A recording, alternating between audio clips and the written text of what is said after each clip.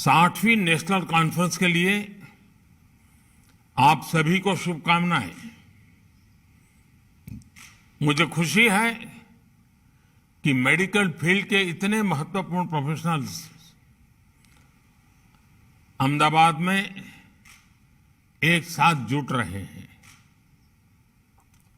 कोई चोट हो, दर्द हो, चाहे युवा हो या बुजुर्ग हो, खिलाड़ी हो या फिटनेस के मुरीद हो, फिजियोथेरेपिस्ट हर परिस्थिति, हर उम्र के लोगों के सहयोगी बनकर उनकी तकलीफ दूर करते हैं। आप मुश्किल के समय में सिंबल ऑफ होप बनते हैं। आप सिंबल ऑफ रेजिलियंस बनते हैं।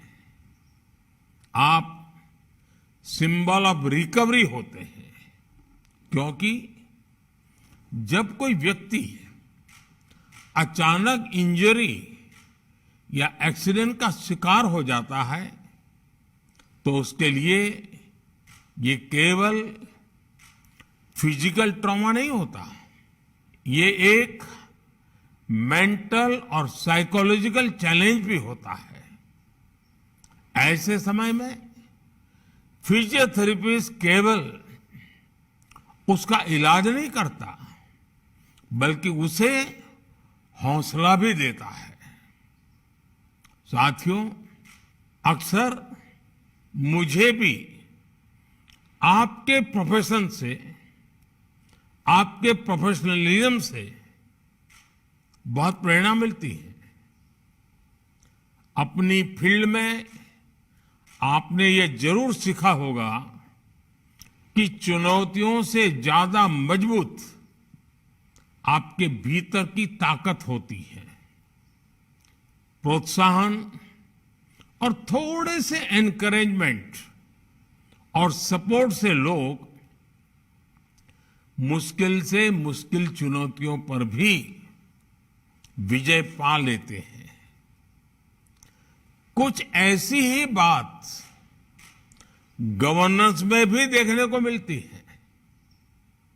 हमारे देश के गरीबों को एक सपोर्ट की जरूरत थी, ताकि वे अपनी रोजमर्रा की जरूरतों को पूरा कर सकें।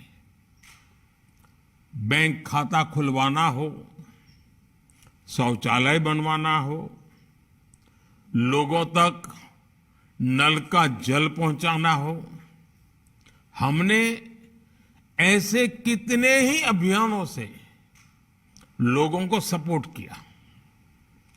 आयुष्मान भारत योजना हो या फिर हमारी सरकार की सोशल सिक्योरिटी स्कीम्स, इनके जरिए देश में एक मजबूत सोशल सिक्योरिटी नेट तैयार हुआ है। इसका रिजल्ट क्या निकला है, ये भी हम देख रहे हैं।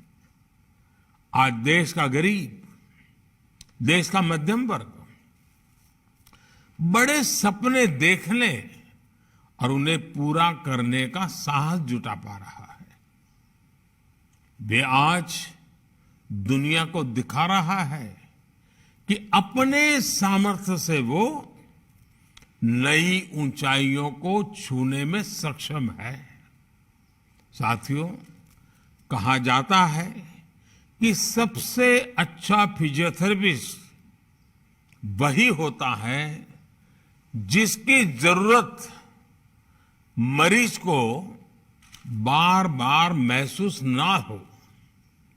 यानी एक तरह से कहें तो आपका प्रोफेशन ही आपको आत्मनिर्भरता का महत्व सिखाता है। हम कह सकते हैं कि लोगों को सेल्फ रेजिलिएंट बनाने की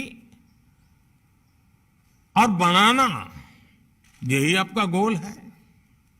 इसलिए आज जब भारत आत्मनिर्भरता की ओर बढ़ रहा है, तो आपके प्रोफेशन के लोग आसानी से यह समझ सकते हैं कि यह हमारे देश के भविष्य के लिए जरूरी क्यों है। और सबसे महत्वपूर्ण बात यह है कि एक फिजियोथेरेपिस्ट जानता है कि प्रोग्रेस तभी संभव है जब डॉक्टर और जिन्हें फिजियोथेरेपी की जरूरत है दोनों मिलकर काम करें। इसलिए आप विकास को मास मूवमेंट बनाने के सरकार के प्रयासों के महत्व को बखूबी समझ सकते हैं। स्वच्छ भारत, बेटी बचाओ और दूसरी कई पहल की सफलता में जन भागीदारी की यही भावना नजर आती है। साथियों, फिजियोथेरेपी की जो स्पिरिट है उसमें हर व्यक्ति के लिए और देश के लिए भी कई अहम संदेश छिपे हैं। जैसे कि फिजियोथेरेपी की सबसे पहली शर्त है कंसिस्टेंसी। आमतौर पर लोग जोश में 2-3 दिन 4 दिन तो एक्सरसाइज कर लेते हैं, लेकिन उसके बाद धीरे धीरे उत्साह कम हो जाता है। लेकिन एक फिजियो के रूप में आप जानते हैं कि कंसिस्टेंसी के बिना रिजल्ट नहीं मिलने वाले। आप सुनिश्चित करते हैं कि जरूरी एक्सरसाइज बिना किसी गैप के हो। ऐसे ही कंटिन्यूटी और कन्विक्शन देश के लिए भी जरूरी होते हैं। हमारी नीतियों में निरंतरता हो, उन्हें लागू करने के लिए दृढ़ इच्छा शक्ति हो, तभी तो देश की सारी आवश्यकताएं पूरी होती है और देश उठ करके खड़ा हो जाता है, लंबी दौड़ दौड़ता है। साथियों, देश इस समय आजादी के 75 वर्ष पूरे होने पर अमृत महोत्सव मना रहा है।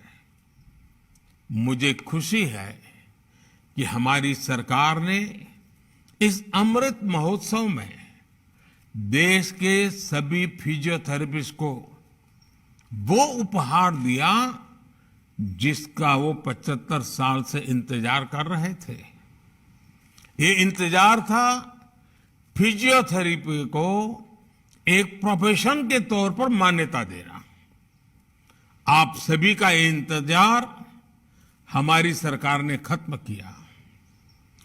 National commission for allied and health care professionals bill लाकर हमें आप सभी का मान सम्मान और बढ़ाने का अवसर मिला।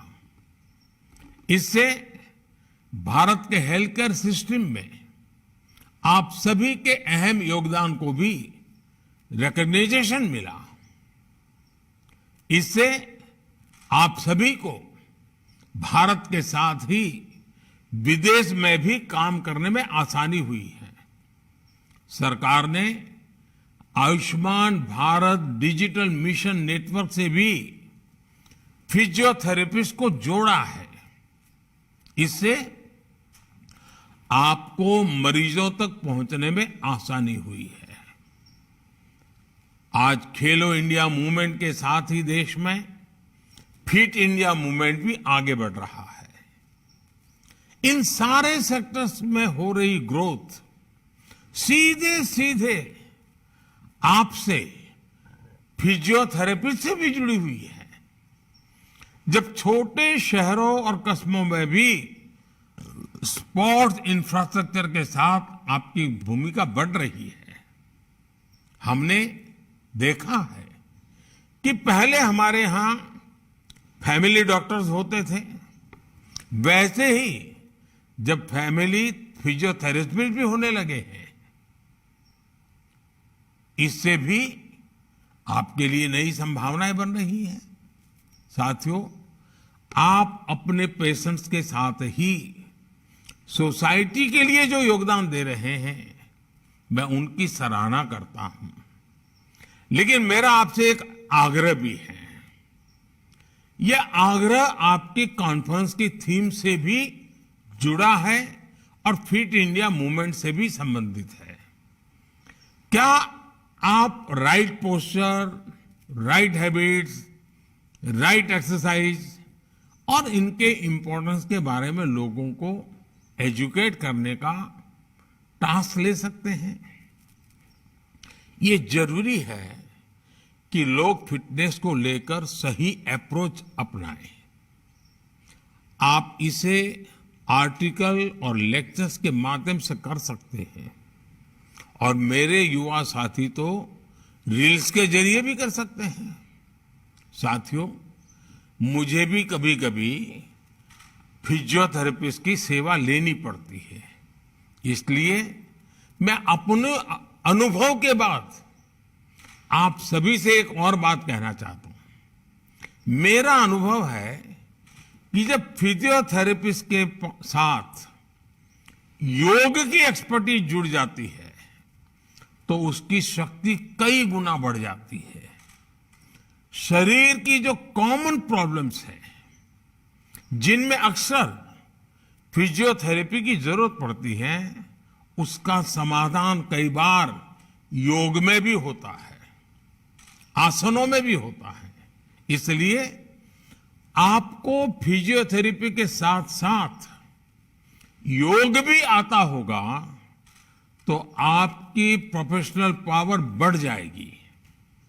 साथियों, भारत में आपकी प्रैक्टिस का एक बहुत बड़ा हिस्सा बुजुर्गों की देखभाल को समर्पित होता है। पेशेंट केयर में आपका एक्सपीरियंस और आपकी व्यवहारिक समझ बहुत मायने रखती है। मैं आपसे इन्हें अच्छी तरह से डॉक्यूमेंट करने का भी आग्रह करूंगा।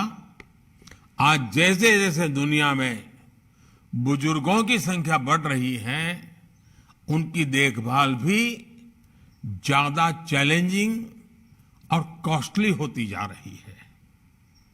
आज के इस दौर में एकेडमिक पेपर्स और प्रेजेंटेशन के रूप में आपका अनुभव पूरी दुनिया के लिए बहुत ही उपयोगी साबित होने वाला है। इससे भारतीय फिजियोथेरेपिस्ट की स्किल भी सामने आएगी। साथियों, एक विषय टेलीमेडिसिन का भी है। आप सभी को वीडियो के द्वारा कंसल्टिंग के तौर तरीके भी डेवलप करने चाहिए। कई बार ये बहुत ज्यादा मददगार साबित होता है। जैसे अभी तुर्की में इतना बड़ा भूकंप आया है, सीरिया में भी उसका असर है। इस तरह की आपदा के बाद बहुत बड़ी संख्या में फिजियोथेरेपिस्ट की भी जरूरत होती है। ऐसी स्थिति में आप सभी मोबाइल के माध्यम से भी बहुत तरह की मदद कर सकते हैं। फिजियोथेरेपिस्ट एसोसिएशन को इस बारे में जरूर सोचना चाहिए।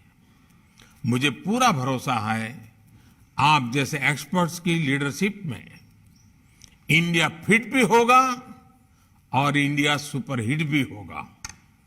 इसी के साथ आप सभी को एक बार फिर बहुत बहुत शुभकामनाएं। धन्यवाद।